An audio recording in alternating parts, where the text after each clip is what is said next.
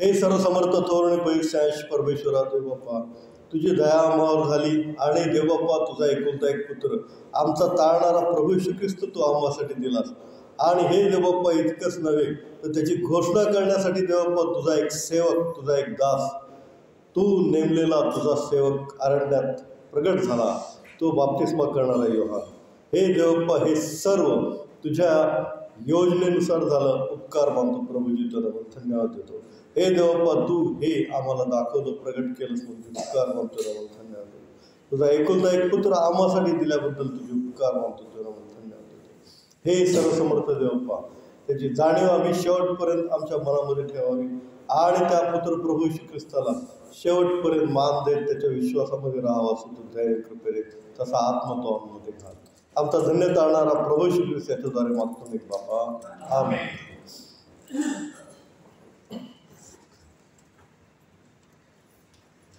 आज आपण शुभवर्तमान वाचलेला आहे, मार्क शुभवर्तमान याचा पहिला अध्याय आणि 1 ते 8 ही गोष्ट आपण वाचलेली आहे. तर त्यामध्ये आपण पाहिलं की बाप्तिस्मा करणाऱ्या योहानाने घोषणा केलेली आहे. कारण अरण्यात घोषणा करणाऱ्याची वाणी झाली असं मार्क पहिल्या अध्याय 3ऱ्या वचनामध्ये म्हणतो. आणि 2ऱ्या वचनामध्ये असं सांगितलेलं आहे की हे यशाया संदेष्टाच्या ग्रंथात लिहिलेलं आहे. अरण्यात एक घोषणा करणारा येईल. आणि हे यशायाच्या ग्रंथात कुठल्या अध्यायात लिहिलेलं आहे तर यशायाच्या ग्रंथात 40व्या अध्यायात लिहिलेलं आहे. यशाया प्रभू येशू ख्रिस्त आणि योहान बाप्तिस्मा करणारा यांच्या आधी 750 वर्ष होऊन गेले. म्हणजे 750 वर्ष आधी परमेश्वराने यशाया या संदेष्टाला प्रगट केलं की याच्यामध्ये आपण वाचूया 3रं वचन, यशाया 40:3. घोषणा करणाऱ्यांची वाणी ऐकू येते की अरण्यात परमेश्वराचा मार्ग सिद्ध करा. आमच्या देवासाठी रानात सरळ राजमार्ग करा. प्रत्येक खोरे उंच हो, प्रत्येक डोंगर व टेकडी सकल हो. उंच सकल असेल ते सपाट हो व खडकाळीचे मैदान हो. म्हणजे परमेश्वराचे गौरव प्रगट होईल आणि सर्व मानव जातीचे एकत्र मिळून ते पाहतील. कारण हे बोलणे परमेश्वराच्या तोंडचे आहे. देवाची स्तुती असो. यशायाने 40व्या अध्यायामध्ये 3ऱ्या वचनामध्ये असं लिहिलं होतं की घोषणा करणाऱ्याची वाणी ऐकू येते की अरण्यात परमेश्वराचा मार्ग तयार करा, सिद्ध करा, नाही का. आणि अरण्यात हा योहान बाप्तिस्मा करणारा अचानक प्रगट झाला आणि त्याने घोषणा करायला सुरुवात केली.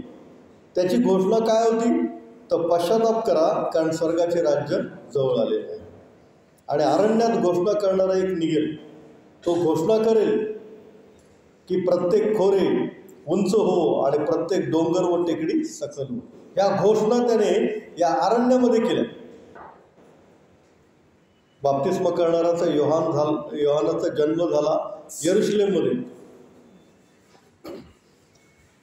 त्याचा वडील याजक जकरिया, त्याची आई अलिशिबा एलिझाबेथ. आणि यरुशलेममध्ये जन्मलेला हा बाप्तिस्मा करणारा योहान लहानपणीच त्याला परमेश्वर अरण्यामध्ये घेऊन गेला.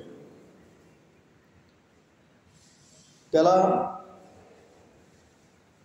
काही कळण्याआधीच परमेश्वराने त्याला अरण्यात नेलं आणि अरण्यामध्ये त्याने वस्ती केली. जंगलामध्ये त्याने वस्ती केली. आणि त्यामुळं त्याचा आहार काय होता तर टोळ आणि रानमध. आणि त्याचं वस्त्र काय होतं 6व्या वचनामध्ये, योहान उंटाच्या केसांचे वस्त्र पांघरत असे, त्याच्या कमरेस कातड्याचा कमरबंद असे आणि तो टोळ व रानमध खात असे. पहा, हे अरण्यात राहिल्यामुळं त्याची जीवनशैली, वस्त्र, खाणं पिणं हे सगळं अरण्यातल्या लोकांप्रमाणेच झालं होतं. आणि अचानक यशा संदेष्टाने सांगितल्याप्रमाणे तो काय झाला प्रगट झाला आणि त्याने घोषणा केली की पश्चाताप करा कारण स्वर्गाचे राज्य जवळ आलेले आहे. मत्ते 3 अध्याय 2 वचन वाचा. मत्ते 3:2.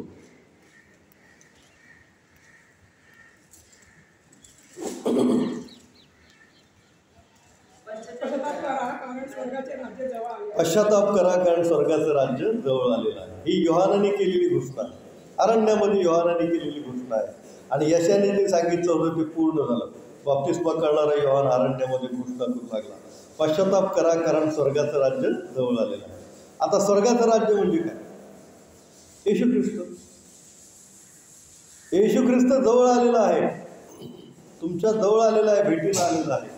तो आता प्रगट होणार आहे तुम्हाला सगळ्यांना. पश्चाताप करा.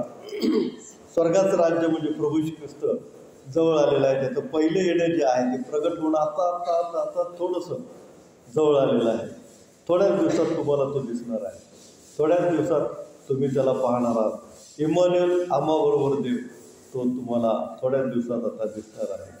पश्चाताप करा कारण स्वर्गाचे राज्य जवळ आलेलं आहे. प्रभू येशू ख्रिस्ताचं हे पहिलं प्रगट होणं जवळ आलेलं आहे, म्हणजे स्वर्गाचं राज्य जवळ आलेलं आहे. ही त्याची घोषणा होती. देवाची स्तुती असो. दुसरी घोषणा त्याने केली, त्याच्या पायतणाचं बंद लावून सोडण्याची देखील माझी पात्रता नाही. तो इतका थोर आहे, तो प्रभू येशू इतका थोर आहे की मी त्याचा दास होण्याची पण माझी लायकी नाही, पात्रता नाही. कारण दास लोक तेव्हा पायताणाचा बंद सोडत असत, बांधत असत. मालक आला की त्यांच्या चपलेचा बंद सोडणे, मालक चालला की त्यांच्या चपलेचा बंद लावणे, हे दासाचं काम होतं. आणि दास होण्याची पण माझी पात्रता नाही असं बाप्तिस्मा करणारा योहान. तो इतका थोर आहे, जो येणार आहे, जो आत्ता प्रगट होणार आहे, ज्याचं राज्य येण्याची तुम्ही वाट पाहत आहात, तो प्रभू येशू ख्रिस्त. तो प्रगट होण्याची वेळ आता जवळ आलेला आहे. तो इतका थोर आहे की त्याचा बंद, पायताणाचा बंद देखील सोडण्याची माझी पात्रता नाही. 1 अध्याय 7 वचनामध्ये असं म्हटलेलं आहे. तो घोषणा करून म्हणत असे, माझ्यापेक्षा समर्थ असा कोणी माझ्या मागून येत आहे, त्याच्या पायताणाचा बंद लावून सोडण्याची देखील माझी पात्रता नाही. तिसरी घोषणा त्याने केली, 8वं वचन, मी तुमचा बाप्तिस्मा पाण्याने केला आहे, तो तर तुमचा बाप्तिस्मा पवित्र आत्म्याने करणार. म्हणजे तो परमेश्वर आहे. ही तिसरी घोषणा त्याने केली. तो कोण आहे? परमेश्वर आहे. कारण पवित्र आत्म्याने बाप्तिस्मा करणारा एकच, तो म्हणजे कोण? परमेश्वर. त्याने किती घोषणा केल्या बघा. स्वर्गाचं राज्य जवळ आलं आहे, पश्चाताप करा कारण स्वर्गाचं राज्य जवळ. प्रभू येशू ख्रिस्ताचं पहिलं प्रगट होणं अगदी जवळ आलेलं आहे असं त्याने घोषणा केली. दुसरी घोषणा केली, तो इतका थोर आहे की मी त्याच्या पायताणाचा बंद सोडायची माझी पात्रता नाही. तिसरी गोष्ट त्याने काय केली की तो तुमचा बाप्तिस्मा पवित्र आत्म्याने करेल. म्हणजे तो कोण आहे? खुद्द परमेश्वर आहे. इम्मानुएल, आम्हाबरोबर देव असा तो आहे. आणि त्याने चौथी घोषणा केली की काय करा? प्रत्येक खोरे उंच हो, प्रत्येक डोंगर व टेकडी सकल हो. उंच सकल असेल ते सपाट हो, खडकाळीचे मैदान हो. ही घोषणा त्याने केली. म्हणजे काय? प्रत्येक खोरे उंच हो, प्रत्येक डोंगर व टेकडी सपाट हो, सकल हो. डोंगर, टेकडी म्हणजे मोठं पद असलेले लोक, मोठा वैभव असलेले लोक, डोंगर टेकडीसारखे लोक, मोठे लोक, ते कसे हो? ते कसे हो? सकल, सकल हो, सरळ हो. आता पहा, मोठे लोक पण येशू ख्रिस्ताच्या सानिध्यात आले, अत्यंत मोठे, शताधिपती आहे ना, 100 लोक कामाला असलेला अतिशय श्रीमंत वैभव संपन्न मनुष्य. काय झाला? अगदी सरळ झाला, अगदी सखल झाला, अगदी नम्र झाला. आणि तो काय झाला? प्रभूजी, माझा साखर आजारी आहे,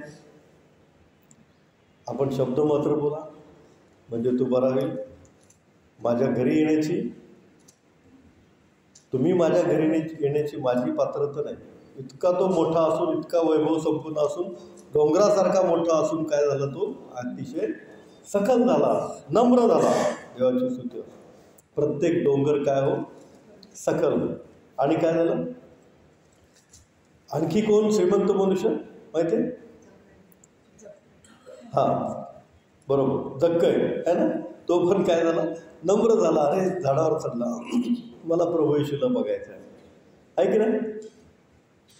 जक्कई श्रीमंत होता तो. मी आत म्हणतो इतका श्रीमंत होता की कुणाचा घेतला असेल तर दुप्पट परत करतो, जाऊ दे, इतका तो श्रीमंत होता. परंतु तो अतिशय नम्र झाला. उमराच्या झाडावर चढला आणि येशू ख्रिस्ताच्या दर्शनाची वाट पाहू लागला. आणखी श्रीमंत लोक पुष्कळ आले प्रभू येशू ख्रिस्ताकडे. निकोदेमस फार श्रीमंत होता तो, यहुद्यांचा गुरु होता तो. संध्याकाळच्या वेळेला प्रभू येशू ख्रिस्ताकडे आला. गुरुजी मला शिकवा, मला समजत नाही है ना, स्वर्गाच्या राज्यात कसं जायचं मला सांगा, मला शिकवा. इतका श्रीमंत मनुष्य निकोदेमस, तो यहुद्यांचा गुरु होता आणि त्या सभास्थानाचा अधिकारी पण होता तो. तो काय झाला, येशू ख्रिस्ताकडे आला अतिशय लीन आणि नम्र. आणखी आपल्याला माहिती आहे अरिमथाईकर योसेफ, जे श्रीमंताची कबर आहे ना त्याला प्राप्त झाली, तो अरिमथाईकर योसेफ, त्याला श्रीमंत म्हटलेलंच आहे. अतिशय श्रीमंत असलेला अरिमथाईकर योसेफ काय झाला, येशू ख्रिस्ताचा शिष्य बनलेला आहे. तो गुप्त शिष्य बनून येशू ख्रिस्ताचं काम करत आहे. आणि त्यांनीच मग पिलाताकडे जाऊन त्याचं शरीर मागितलं आणि ते वस्त्रामध्ये गुंडाळलं.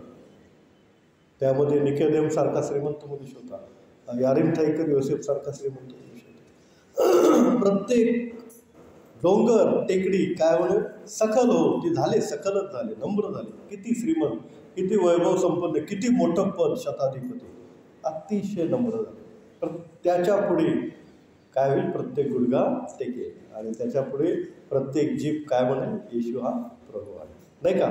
असं झालं. असे पुष्कळ लोक येशू ख्रिस्ताचे काय बनले, शिष्य बनले. डोंगर काय झाले एकदम, टेकडी काय झाली एकदम सखल असे झाले. आणि प्रत्येक खोरे उंच हो, खोरे म्हणजे सखल भाग आहे, सपाट भाग, ते काय हो, उंच हो. जे साधे भोळे सरळ गरीब गरजू लोक आहेत त्यांना परमेश्वराने उंच केलं आहे ना.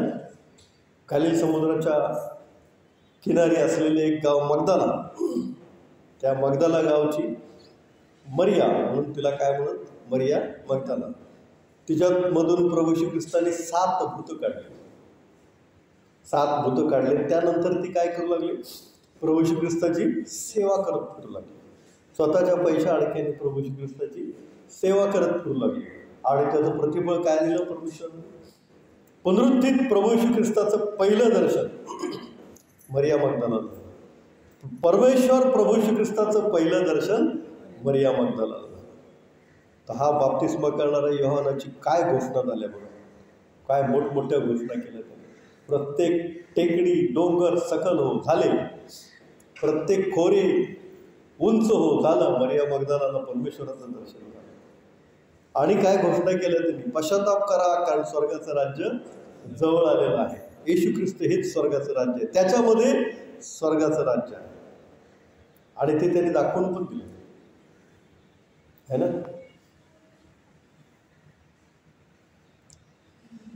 प्रभू श्री ख्रिस्तामध्ये स्वर्गाचं राज्य आहे हे त्यांनी प्रूव्ह करून दाखवलं. कारण स्वर्गाच्या राज्यामध्ये मरण नाही असं लिहिलं आहे ना बायबलमध्ये. मग एकदा विधवेचा मुलगा मरण पावला, ते त्याला घेऊन जात होते आणि येशू ख्रिस्त तिथून चालला होता, बरोबर. आणि कुणीच त्याला विनंती केली नाही बघ म्हणून त्याने, किंवा त्याला जिवंत कर, असं कुठे लिहिलेलं नाही. परंतु स्वर्गाचं राज्य म्हणजे येशू ख्रिस्त आहे आणि स्वर्गाच्या राज्यामध्ये मरण नाही. मग तो मेलेला मुलगा येशू ख्रिस्ताने काय केला, जिवंत केला. म्हणजे येशू ख्रिस्तामध्ये काय आहे, स्वर्गीय राज्य आहे. ते त्यांनी प्रूव्ह करून दाखवलं तिथे. कारण त्या राज्यामध्ये मरण नाही आणि तो तिथं आहे तर ते मरण नाही. तो लाजारसाच्या कबरीच्या जवळ आहे तर त्याला मरण नाही का. देवाची स्तुती. त्याने सिद्ध करून दाखवलं की स्वर्गाचं राज्य म्हणजेच प्रभू श्री ख्रिस्त आहे. दुसरं म्हणजे त्याने असं गोष्ट केली की त्याच्या पायथ्याचा बंद देखील सोडण्याची माझी पात्रता नाही. जो येणार आहे तो अत्यंत थोर आहे, थोर आहे, थोर आहे. देवाची स्तुती. आणि तो तुमचा बाप्तिस्मा पवित्र आत्म्याने करेल. मी तुमचा बाप्तिस्मा पाण्याने करतो, परंतु तो तुमचा बाप्तिस्मा पवित्र आत्म्याने करील. म्हणजे तो काय आहे? परमेश्वर आहे. ह्या घोषणा त्याने केल्या. अरण्यात घोषणा करणाऱ्याची वाणी झाली. यशाने सांगितलं 40व्या अध्यायात, ते बाप्तिस्मा करणाऱ्या योहानाने काय केलं? पूर्ण केलं. देवाची स्तुती असते. आता या बाप्तिस्मा करणाऱ्या योहानाची आणखी आपण थोडीशी माहिती घेऊया. लूक 1:17 काय म्हटले पाहूया.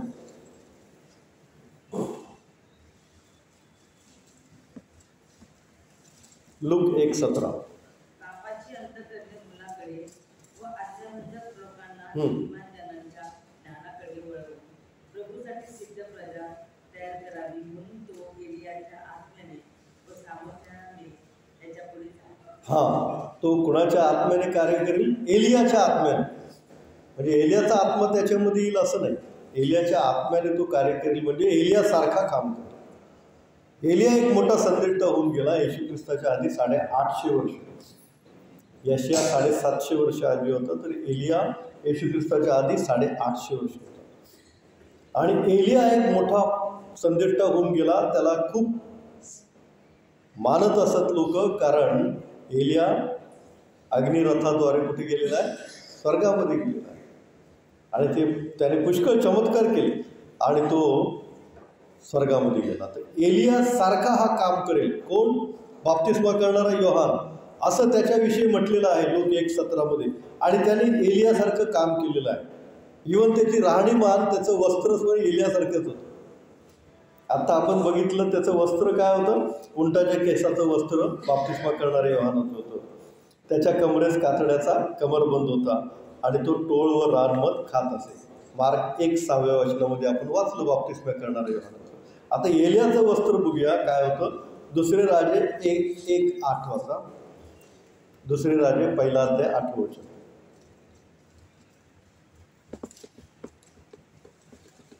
ते म्हणाले त्याच्या अंगात केसाचा झगा होता. त्याच्या अंगात केसांचा झगा होता व त्याच्या कमरेस कातड्याचा कमरबंद होता. त्याच्या कमरेस कातड्याचा कमरबंद होता. तो म्हणाला तो एलिया तिशबीच है ना. एलियाचं वस्त्र आणि बाप्तिस्मा करणाऱ्या योहानाचं वस्त्र सेम.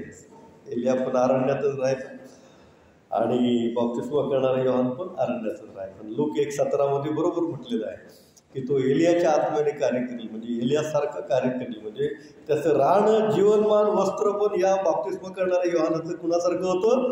एलियासारखंच होतं. देवाची स्तुती असो. आता एलियाने काय काम केलं त्याच्याबद्दल आपण थोडक्यात पाहूया. तर अहाब राजा होता आणि त्याची पत्नी इजबेल राणी. इजबेल राणी ही विधर्मी असल्यामुळं अहाब राजा हा मूर्तीपूजेच्या नादी लागला आणि त्यामुळं परमेश्वराचं वचन एलियाला प्राप्त झालं आणि एलिया अहाब राजाकडे पोहोचला. एलिया अहाब राजाकडे जाऊन म्हणाला की तू जे करतोयस मूर्तीपूजा ते काही चांगलं नाही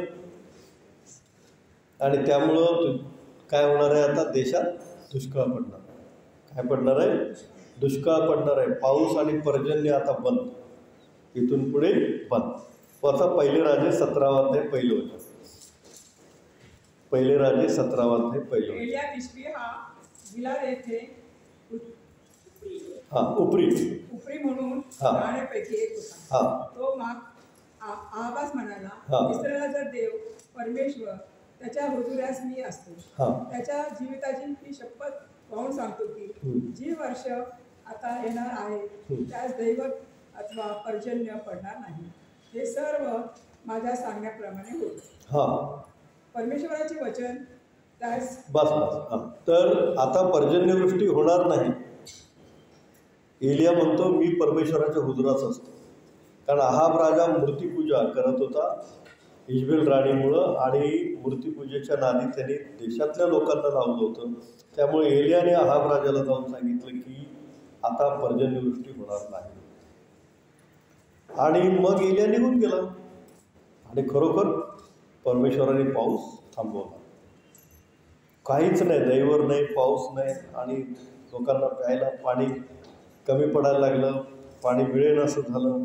एलिया रानामध्ये जाऊन एका झऱ्याच्या पाशी राहत होता. त्या झऱ्याचं पाणी तो पित होता आणि कावळे येऊन त्याला मांस आणि भाकरी देत होते. असं एलियाचं जीवन चाललं होतं. आणि 1 वर्ष झालं, 2 वर्ष झालं, 3 वर्ष झालं, पाऊस नाही, पाणी नाही. काय करणार?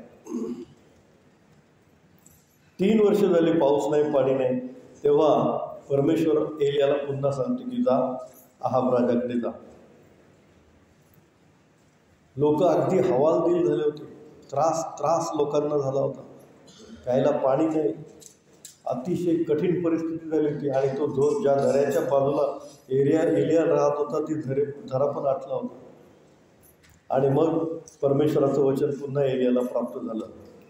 जा अहाब राजाकडे जा आणि त्याला सांग की तुझे बाल देवताचे जर पुजारी खरे असतील तर त्यांनी ते सिद्ध करून दाखवावं. बघ, परमेश्वर म्हणाला 3 वर्ष पाऊस पडणार नाही पडला पाऊस. आता बालाचे पुजारी जे आहेत त्यांना सिद्ध करून दाखवायला सांगते की कार्मेल पर्वतावर या. आणि त्याने अहाब राजाला चॅलेंज दिलं. आणि अहाब राजाने बाल मूर्तीचे पुजारी 450 गोळा केले आणि ते कार्मेल पर्वतावर. आणि मग एलियाने सांगितलं की तुम्ही एक गोरा कापा आणि परमेश्वराचा अग्नी, तुमच्या देवाचा अग्नी तुम्ही प्रार्थना करून त्याच्यावर उतरवा. तुम्ही पाहिजे तो गोरा घ्या. 2 गोरे दिले अहाब राजाने. तुम्ही पाहिजे तो पहिले घ्या. मग बालमूर्तीच्या त्या पुजाऱ्यांनी काय केलं? त्यांनी पहिले गोरा घेतला, त्याला कापला आणि ते नाचू लागले, गाऊ लागले, प्रार्थना करू लागले की त्यांच्या दैवतांनी काय करावं? स्वर्गातून अग्नी पाठवावं. अगदी सकाळची दुपार झाली, दुपारचं संध्याकाळ होत आली. ते स्वतःला भुसकून घेत होते, अंगावर सूर्या मारून घेत होते, परंतु काहीच झालं नाही. एलियाने त्यांची थट्टा केली, तुमचा देव झोपला असेल बघा. काहीच झालं नाही. आणि मग एलिया म्हटला आता मी माझ्या परमेश्वराला प्रार्थना करतो. एलियाने 12 दगडं घेतली, त्याची वेदी बनवली, त्याच्यावर गोरा कापून ठेवला, त्याच्यावर पाणी ओतलं. इतकं पाणी ओतलं की त्या वेदीच्या बाजूला असलेले खळगे त्यांनी केले होते ते पाण्याने भरले.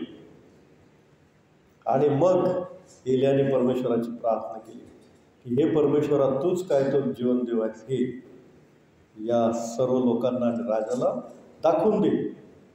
आणि मग कार्मेल पर्वतावर काय झालं? परमेश्वराचा अग्नी उतरला आणि ते जे घोड्याचं अर्पण होतं ते काय झालं? भस्म केलं.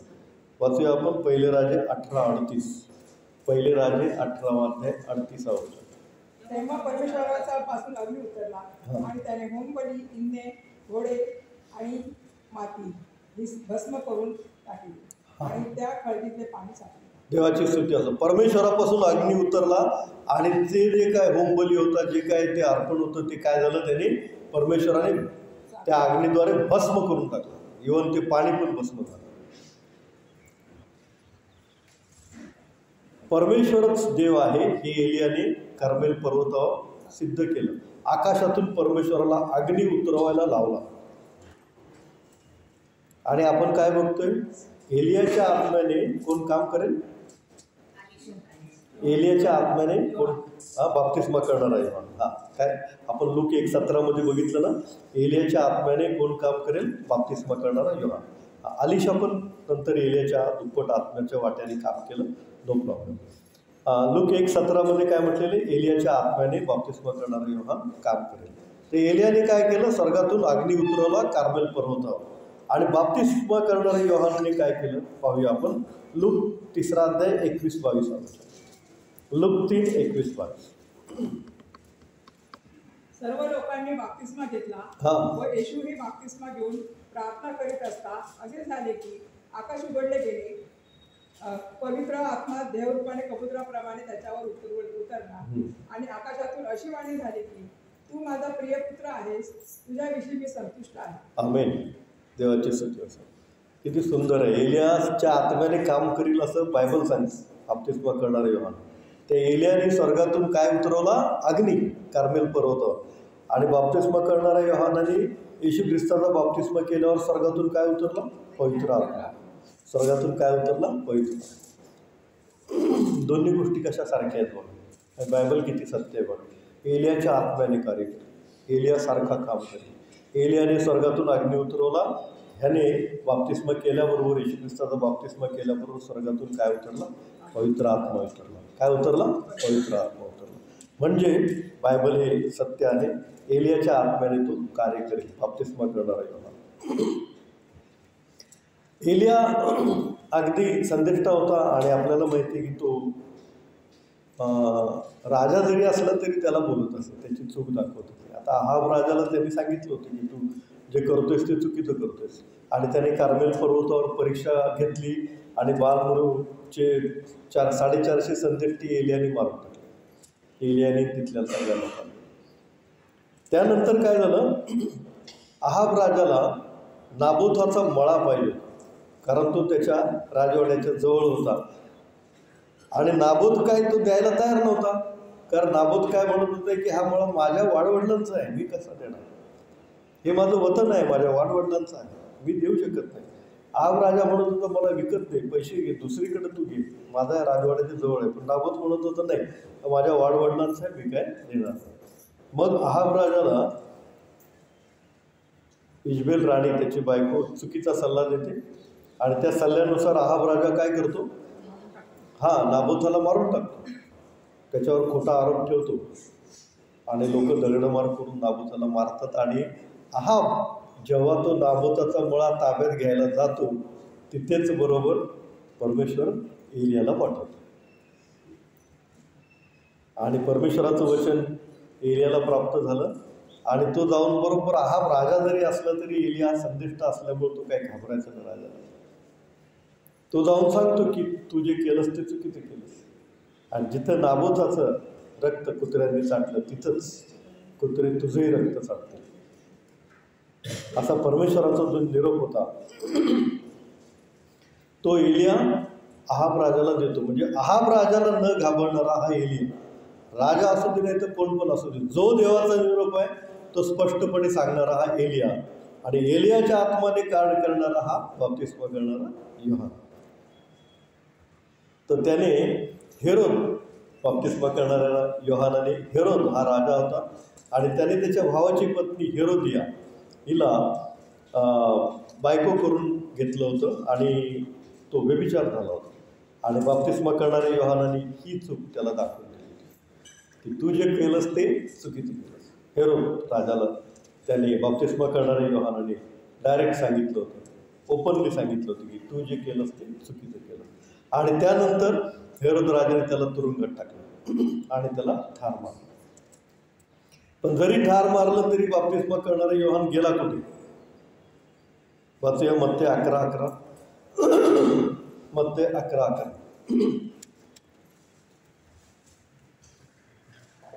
मी तुम्हाला सचित सांगतो की स्त्रियांपासून जन्मलेला बाप्तिस्मा करणारा योहान त्याच्यापेक्षा मोठा कोणी निघाला नाही. तरी स्वर्गाच्या राज्यात जो कनिष्ठ होतो त्याच्याहून श्रेष्ठ आहे. म्हणजे स्वर्गाच्या राज्यात बाप्तिस्मा करणारा योहान आहे याची साक्ष प्रभू श्री ख्रिस्तानीच दिलेली आहे की नाही? बाप्तिस्मा करणारा योहान कुठे आहे? स्वर्गीय राज्यात आहे, असं मत्ते 11:11 प्रभू श्री ख्रिस्तानीच साक्ष दिलेली आहे. आणि स्त्रियांमध्ये जन्मलेल्यामध्ये तो श्रेष्ठ आहे बाप्तिस्मा करणारा योहान, असंही सांगितलेलं आहे.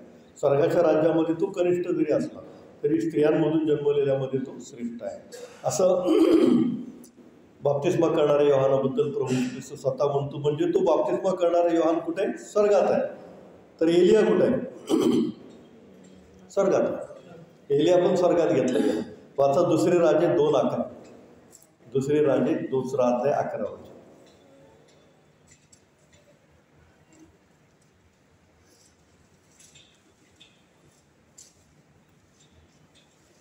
नवशनाला दुसरे राजे 2:11. हे बोलत चालले असता पहा एकाएकी एक अग्निरथ व एक अग्निवारू दृष्टीस पडले हा व त्याने त्या दोघांस अलग केले. हा एलिया वावटळीतून स्वर्गात हा गेला. अग्निरथ आणि अग्निवारू मध्ये बसून एलिया व त्या वावटळीतून कुठे गेला? स्वर्गात गेला.